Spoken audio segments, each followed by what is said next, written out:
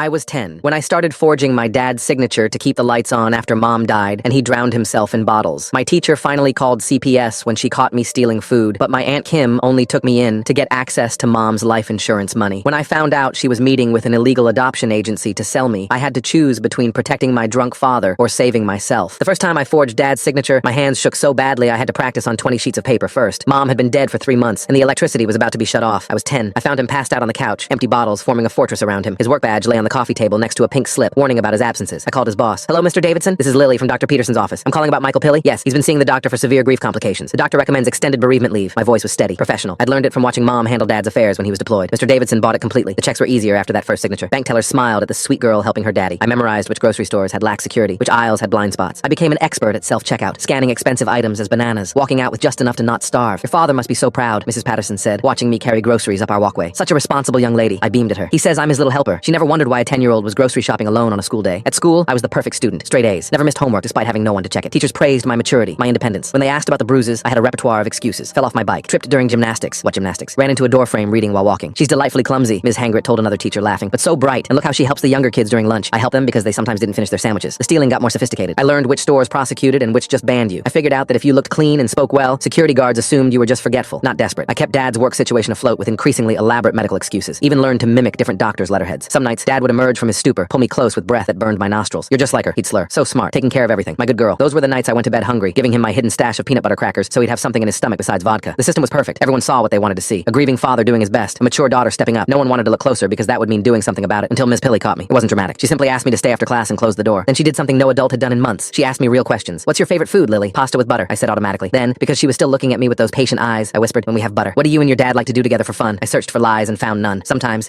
when he's sleeping, I sit next to him and tell him about school, so he won't be alone. "What time do you usually go to bed?" "When he stops drinking." The smile never left my face. I'd learned that if you smiled, adults stopped asking questions, but Miss Pilley wasn't stopping. And when I finally looked up at her, I saw something that made my chest tight, tears in her eyes. "Wait here, sweetheart," she said, handing me her phone. "You can play games on this while I go get someone, okay?" 2 hours later, I heard the knock. Ms. Pilley came back with 2 police officers and a woman in a gray suit who introduced herself as being from Family Services. They all had that same look, like they were trying to smile, but their faces wouldn't cooperate. "We're going to take a ride to your house," the woman said. "We need to check on your dad." My body went cold. "No, he's sleeping. He needs to sleep off the grief medicine." But they were already walking me to the car. I tried to run, but Officer Kim caught me gently. "It's okay," she said. "We're going to help." "You don't understand," I screamed. "I have to call his work tomorrow. I have to deposit the check. There's no food and he doesn't know where I hide the money and—" "Shh," the woman said. "That's not your job, honey." When we got home, Dad didn't answer. The police said they needed to do a wellness check. I begged them to leave him alone. Told them he just needed rest. Promised I'd take better care of him. "Please," I sobbed. "I'll be better. I won't let the food run out again. I'll forge the checks better. I promise." The woman's face crumpled. She nodded to the officers. When they opened Dad's bedroom door, the smell hit me first. Stale alcohol, unwashed clothes, and something else. Something that made the officers immediately push me back. "Call EMS," one said urgently. "Now." "DAD." I fought against the arms holding me. "Dad, wake up. I'm sorry. I'll get more food. I'll fix it." But as the paramedics rushed past me, as I heard words like unresponsive and possible alcohol poisoning, I realized my careful system hadn't been protecting him. It had been hiding him while he died. The social worker held me as I screamed, my responsible voice finally shattering into what it really was. A terrified child who'd been drowning for months. "He needs me," I kept saying. "Who's going to take care of him?" "The doctors will," she promised. "And someone's going to take care of you now too." As they wheeled him out on a stretcher, oxygen mask on his gray face, I saw our house clearly for the first time in months. Empty bottles everywhere. Forged checks scattered on the table. My practice signatures. The stolen food in the cabinets. Evidence of a 10-year-old trying to hold up an entire world. Is he going to die? I watched the paramedics work on Dad through the ambulance doors until they slammed shut. The social worker kept her arms around me, but I felt nothing. My body had gone numb, like when you sit wrong and your leg falls asleep, except it was everything. The gray-suited woman introduced herself again. "Mrs. Chen," she said. "Child Protective Services." She guided me to her car while the police officers stayed behind to document our house. I pressed my face against the window, watching our home get smaller. They'd find everything. All my lies laid out like evidence. At the hospital, Mrs. Chen led me through bright hallways that smelled like bleach and sadness. We sat in a waiting room with uncomfortable plastic chairs. She bought me a juice box from a vending machine, but my hands shook too much to open it. A doctor came out after what felt like hours. He knelt down to my level, which meant bad news. Adults only did that when they were about to say something terrible. "Your dad is very sick," he said gently, "but we're helping him. He's going to need to stay here for a while." "How long?" The doctor glanced at Mrs. Chen. "At least a few weeks, maybe longer." My chest felt hollow. Who would take care of the bills? Who would answer when his work called? My brain started calculating, planning, until Mrs. Chen's hand on my shoulder stopped me. "Lily, we need to find somewhere safe for you to stay while your dad gets better. I can stay home. I know how to take care of myself." "That's not an option, sweetheart." The next few hours blurred together. Phone calls, paperwork, adults talking over my head using words like emergency placement and kinship care. Mrs. Chen asked me about relatives. Did I have grandparents, aunts, or uncles? "My mom's sister," I whispered. "Aunt Kim, but she lives in California." More phone calls. I dozed off in the uncomfortable chair, waking when Mrs. Chen gently shook my shoulder. "Good news. Your Aunt Kim is flying out tonight. She'll be here tomorrow morning." I tried to remember the last time I'd seen Aunt Kim. Mom's funeral, maybe. She'd worn too much perfume and cried louder than anyone else, even though Mom once told me they hadn't spoken in years. Mrs. Chen drove me to something called an emergency foster home for the night. The house smelled like potpourri and cats. The foster mom, Mrs. Rodriguez, had kind eyes but too many questions. I gave her my practice smile and told her I was fine, just tired. She showed me to a bedroom with 2 twin beds. Another girl, maybe 13, sat on one of them, earbuds in, ignoring me completely. Fine by me. I didn't want to talk either. I lay in the strange bed, staring at the ceiling. Somewhere across town, Dad was hooked up to machines, getting the help I couldn't give him. The thought should have made me feel better. Instead, guilt pressed down on my chest like a weight. Mrs. Rodriguez knocked softly and came in with a sandwich and milk. I hadn't eaten since yesterday's stolen granola bar, but my stomach felt too twisted to accept food. "Just leave it it on the nightstand, she said gently. Sometimes it helps to have something there when you're ready. After she left, I forced myself to eat half the sandwich. I needed strength for whatever came next. The other girl had fallen asleep, snoring softly. I envied her ability to just exist without planning the next move. Morning came too fast. Mrs. Chen picked me up early, and we drove back to the hospital. My aunt was already there, standing in the lobby. She looked older than I remembered, with Mom's same dark hair but cut short and styled perfectly. Her clothes looked expensive. "Oh, Lily!" She rushed over, pulling me into a hug that smelled like that same overpowering perfume. "You poor thing. I can't believe Michael let things get this bad." Something in her tone made my skin prickle. Mrs. Chen must have noticed my tension because she suggested we sit down to talk. Aunt Kim dominated the conversation, telling Mrs. Chen how she'd been worried about us since the funeral, how she tried to stay in touch, but Michael had pushed everyone away. Lies. Mom told me once that Kim only called when she needed money. "Of course I'll take her," Aunt Kim said, squeezing my hand too tight. "Family takes care of family. I've already talked to my husband. We have plenty of room." Mrs. Chen explained the process. Temporary guardianship papers, home inspection, background checks. Aunt Kim nodded along, playing the part of the concerned relative perfectly. But I caught her checking her phone when she thought no one was looking, frowning at whatever she saw. They let me see Dad before we left. He was awake but groggy, hooked to IVs and monitors. His skin had a yellow tint that made my stomach turn. "Hey, kiddo," he whispered. I wanted to apologize, to promise I'd do better, to beg him to get well so we could go home. Instead, I just held his hand. "This is my fault," he said, tears sliding down his cheeks. "I'm so sorry, Lily. You shouldn't have had to. It's okay, Dad. Your aunt's going to take care of you for a while." I nodded, not trusting my voice. "You be good for her, okay? And keep up those grades. Your mom would be so proud of how smart you are." Aunt Kim appeared in the doorway. "We should go, sweetie. Let your dad rest." Dad squeezed my hand one more time before letting go. As Aunt Kim led me away, I heard him whisper, just like her mother, "Too smart for her own good." The drive to collect my things felt surreal. Our house looked different in daylight, smaller and shabbier. Police tape covered the door, but Mrs. Chen had a key. Aunt Kim waited in the car, saying the smell of cigarettes made her nauseous. Dad didn't smoke. I packed quickly, grabbing clothes and my school books. Hidden in my closet, I found the envelope where I kept the emergency cash. $43. Oh man. Aunt Kim showing up with that same perfume from the funeral. What is wrong with her? And poor Lily counting that $43 like it's her retirement fund while her aunt waits outside because of the cigarette smell in a house where nobody smokes. I slipped it into my backpack when Mrs. Chen wasn't looking. "Is this your mom's?" Mrs. Chen held up a small photo album I'd hidden under my mattress. I nodded, taking it carefully. Inside were pictures from before, when Mom was healthy and Dad smiled without alcohol on his breath. Aunt Kim wasn't in any of them. Back in the car, Aunt Kim chattered about her house in the suburbs, her husband Robert, who worked in finance, how I'd love my new school. Her words washed over me like white noise. I studied her in the rearview mirror, noticing how her smile never reached her eyes. We stopped at a restaurant for lunch. Aunt Kim ordered a salad and picked at it while scrolling through her phone. I ordered soup, something easy on my nervous stomach. "So," she said suddenly, putting her phone down, "your dad must have some sort of life insurance from your mom, right? Or survivor benefits?" My spine straightened. "I don't know." "Well, we'll need to look into that. For your care, you understand. Kids are expensive." She laughed, but it sounded forced. "Robert's going to have questions about the finances." Warning bells rang in my head. I'd learned to read people over the past months, to know who meant harm and who just didn't care. Aunt Kim was definitely the first type. "Mrs. Chen handles all that stuff," I lied smoothly. Aunt Kim's mouth tightened. "Of course. Well, we'll sort it all out once you're settled." The rest of the drive, she asked seemingly innocent questions. Did Dad have a safety deposit box? Did I know where he kept important papers? Had anyone from his work contacted me about benefits? I played dumb, giving vague answers and pretending to be more interested in the view outside, but my mind raced. She wanted something. Money, probably. Mom once said Kim had expensive tastes and a gambling problem. Her house was exactly what I expected. Big, pristine, and cold. Everything was white or beige, like a magazine spread. Robert wasn't home yet, she explained, leading me upstairs to a guest room. "This will be yours," she said. "The bathroom is across the hall. Don't touch anything in the medicine cabinet." The room was nice enough, with a real bed and clean sheets, but it felt like a hotel, not a home. I set my backpack down carefully, already planning where to hide my cash. "Get settled in," Aunt Kim said. "We'll go shopping tomorrow for some appropriate clothes." She eyed my thrift store jeans with distaste before leaving me alone. I sat on the bed, overwhelmed by the silence. No bottles clinking, no slurred words through thin walls, just quiet. It should have been peaceful, but it felt wrong. My phone buzzed. Mrs. Chen, checking in. I texted back that I was fine, knowing she had dozens of other kids to worry about. Then I did what I'd been doing for months. I made a plan. Aunt Kim wanted money. She'd taken me in, hoping to get access to whatever benefits or insurance might exist. I needed to figure out what she was after and stay one step ahead. Just like with the grocery stores and the forged checks, I'd learn the system and work it. Because one thing was clear. Aunt Kim might be family, but she wasn't safe. And I'd learned the hard way that the only person I could really count on was myself. That night at dinner, I met Robert. He was older than Aunt Kim, with gray hair and cold eyes that reminded me of a fish. He barely looked at me, focusing instead on complaining about his day at work. "So this is temporary, right?" he asked Aunt Kim, like I wasn't sitting right there. "Of course," she assured him, "just until her father is back on his feet." They exchanged a look I couldn't interpret. But when Aunt Kim served dessert, she asked again about Dad's paperwork, his bank accounts, whether he had a will. "I really don't know," I insisted, perfecting my confused little girl act. "Dad handled all that stuff," Robert snorted. "Handled it right into a bottle from what I hear." "Robert!" Aunt Kim scolded, but her heart wasn't in it. I excused myself, claiming homework. In my room, I pulled out the photo album and looked at pictures of Mom. She smiled back at me, frozen in happier times. I wondered what she'd think of all this. Probably she'd tell me to be smart, be careful, and protect myself, so that's what I'd do. The next morning brought the first real test. Aunt Kim woke me early, her perfume already overwhelming in the morning air. She held out a piece of paper and a pen, her smile too bright for 7 in the morning. I recognized the form immediately, a release for medical records. My stomach tightened as I read through it, seeing Dad's name at the top. Aunt Kim explained that she needed access to Dad's medical information to properly care for me. Her reasoning sounded logical, but I caught the way her fingers drummed against her leg, the same nervous habit Mom used to have when she was lying. I took the pen and carefully signed my name in the wrong spot, making the form invalid. Aunt Kim's face twitched, but she maintained her smile and said we'd try again later. At breakfast, Robert barely acknowledged my presence. He read his tablet while eating toast, occasionally grunting at something Aunt Kim said. She served me cereal in a bowl that probably cost more than our entire dish set at home. The doorbell rang just as I finished eating. Mrs. Chen stood on the porch with her briefcase and kind smile. She'd come for the home inspection, she explained, part of the temporary guardianship process. Aunt Kim transformed into the perfect hostess, guiding Mrs. Chen through the house while pointing out all the amenities. The spare bathroom just for me, the desk where I could do homework, the backyard where I could play. I trailed behind them, watching Mrs. Chen take notes. She asked about my school enrollment, and Aunt Kim produced a folder full of paperwork she'd already started. Everything looked perfect on paper. Mrs. Chen asked to speak with me privately. Aunt Kim's jaw tightened, but she agreed, suggesting they use the living room while she prepared coffee in the kitchen. Alone with Mrs. Chen, I wanted to tell her everything about the medical forms, about the questions about money, about the way Robert looked at me like I was a problem to solve. But I'd learned that adults needed proof, not just feelings. Mrs. Chen asked how I was settling in. I gave her the right answers, the ones that would keep things stable while I figured out my next move. She seemed satisfied, though she studied my face carefully before we finished. After she left, Aunt Kim's mask slipped. She complained to Robert about the invasiveness of the system, about how they were doing a good deed and being treated like criminals. Robert just grunted and went back to his tablet. That afternoon, Aunt Kim took me shopping as promised. But instead of the mall, we went to a thrift store. She bought me 3 outfits, all slightly too big, and told me I'd grow into them. The total came to less than what she'd spent on lunch the day before. On the drive back, she tried again. This time, it was about Dad's employer. Did I know if he had a pension? Death benefits from Mom's passing? She'd been thinking, she said, about how to best provide for my future. I pretended to fall asleep in the car, letting my head loll against the window. Through barely opened eyes, I watched her face in the mirror. The frustration was clear now, her lips pressed into a thin line. At the house, I overheard her on the phone in the kitchen. She was talking to someone about power of attorney, about what rights she had as a temporary guardian. The person on the other end must have given her bad news because she slammed a cabinet door hard enough to rattle the dishes. That evening, while Aunt Kim and Robert watched TV, I explored the house more carefully. In the home office, I found bills marked past due, stuffed in a drawer. Credit card statements with balances that made my eyes widen. A notice from Robert's employer about mandatory retirement. The picture became clearer. They needed money, and they thought I was their ticket to it. I slipped back to my room before they noticed I was gone. Under my mattress, I hid the $43 in a sock. It wasn't much, but it was mine. School started 3 days later. Aunt Kim drove me, complaining the whole way about the early morning traffic and how the public school was farther than she thought. She'd wanted to enroll me in the local private school, she said, but the tuition was astronomical. The new school was bigger than my old one, with kids who wore designer backpacks and talked about their weekend trips. I kept my head down and found my classroom without help. My new teacher, Ms. Sebastian, introduced me to the class. 25 faces stared at me, evaluating the girl in the 2 big thrift store clothes. I smiled my practice smile and took the empty seat in the back. At lunch, I sat alone, observing. The cafeteria dynamics were different here. Clear social hierarchies based on clothes and gadgets. I missed my old school, where being smart was enough to fit in. A girl named Ailey approached me after a few days. She was friendly enough, asking about where I'd moved from and why. I kept my answers vague, saying my dad was sick and I was staying with family. She seemed satisfied and invited me to sit with her group. The routine at Aunt Kim's house settled into a pattern. She'd try new approaches to get information about Dad's finances. I'd deflect or play dumb. Robert would ignore both of us. The tension grew thicker each day. One evening, Aunt Kim announced we were visiting Dad that weekend. My heart leaped and sank as she explained she needed him to sign some papers. Just formalities, she assured me. Things to make sure I was properly cared for. I knew better. Whatever papers she had weren't for my benefit. At school, I threw myself into academics. It was familiar territory where I could excel without money or the right clothes. Ms. Sebastian noticed my dedication and started giving me extra assignments, advanced work that challenged me. During library time, I researched. I learned about temporary guardianship, about children's rights, about what Aunt Kim could and couldn't do legally. Knowledge was power, and I needed all I could get. The visit to Dad came on Saturday. He looked better, though still pale and thin. His hands shook slightly as he hugged me, but his eyes were clear. The yellow tinge had faded. Aunt Kim gave us a few minutes alone before producing her papers. She chatted about how well I was doing, how the house was perfect for raising a child, how she and Robert were happy to help family. Then came the forms. She placed them in front of Dad with a pen, explaining they were routine guardianship papers. Just until he was better, of course. I watched Dad's face as he read. His forehead creased, and he looked up at Aunt Kim with confusion. These weren't guardianship papers. They were documents giving her access to any insurance settlements, beneficiary rights, and control over my future finances. Dad's hand trembled as he set down the pen unsigned. He told Aunt Kim he needed to think about it, maybe have a lawyer look it over. Her face went rigid, but she forced a smile and said, of course, there was no rush. The drive home was silent. Aunt Kim's knuckles were white on the steering wheel. At a red light, she turned to me with eyes that reminded me of a snake. She asked if I'd said something to Dad. I shook my head, maintaining my innocent expression. But inside, I felt a small victory. Dad might be sick, but he wasn't stupid. That night, I heard Aunt Kim and Robert arguing. Their voices carried through the thin walls, though I couldn't make out all the words. Something about time running out, about bills, about needing to be smarter. Sunday brought a new tactic. Aunt Kim suddenly became the perfect guardian. She made pancakes for breakfast, asked about my homework, even suggested we go to the park. I played along, wary of the sudden change. At the park, she pushed me on the swings like Mom used to. For a moment, I almost believed she cared. Then she started talking about how hard it was to raise a child, how expensive everything was, how she was doing her best with limited resources. The manipulation was more subtle now, but still there. She was setting up for something. Monday at school, Ms. Sebastian asked me to stay after class. She noticed I'd been tired, distracted. Was everything okay at home? I wanted to tell her everything, but what would I say? That my aunt was after money that might not even exist, that I felt like a prize to be won rather than a child to be cared for? Instead, I told her I was just adjusting to the new environment. She didn't look convinced, but let it go. As I left, she handed me a card with her cell phone number, just in case I needed to talk, she said. That afternoon, Aunt Kim was on the phone again when I got home, this time with a lawyer, discussing something about emergency custody versus temporary guardianship, about expediting paperwork, about Dad's mental competency. My blood ran cold. She was trying to make the arrangement permanent. I crept to my room and pulled out the prepaid phone Mrs. Chen had given me for emergencies. Her number was programmed in, but I hesitated. What if calling her made things worse? What if they moved me somewhere even worse than here? But then I thought about Dad, getting stronger every day, only to have Aunt Kim try to declare him unfit. I thought about Mom, who'd warned me about Kim's true nature. I thought about myself, becoming a pawn in someone else's game. I didn't call, not yet, but I started documenting everything. Every conversation about money, every form she tried to get signed, every bill I found showing their financial desperation. I took pictures with the phone and hid it in the lining of my backpack. Tuesday brought another surprise. A man in a suit came to the door, introducing himself as a social worker doing a follow-up visit. But something was off. His credentials looked different from Mrs. Chen's, and he seemed more interested in Dad's condition than mine. Aunt Kim chatted with him like old friends, which raised more red flags. Real social workers didn't usually get that friendly that fast. I excused myself to use the bathroom and quickly texted Mrs. Chen, asking if she'd sent someone. Her response came quickly. No, and I should be careful. She was on her way. I returned to find the man asking Aunt Kim about Dad's history, about his drinking, about whether she thought he'd ever be fit to parent again. Aunt Kim shook her head sadly, painting a picture of a man too broken to recover. The doorbell rang before she could finish. Mrs. Chen stood there with another official-looking person. The man in the suit suddenly needed to leave, muttering about a miscommunication. Aunt Kim's face cycled through several emotions before settling on confused innocence. Mrs. Chen asked to speak with me alone. This time, I told her more. Not everything, but enough. About the forms, about the lawyer calls, about the strange visitor. She took notes, her face growing more concerned with each detail. She told me to call her immediately if anything else happened, that she'd be checking in more frequently, that my safety was the priority. After she left, Aunt Kim was furious. She accused me of making her look bad, of being ungrateful. Robert told her to calm down,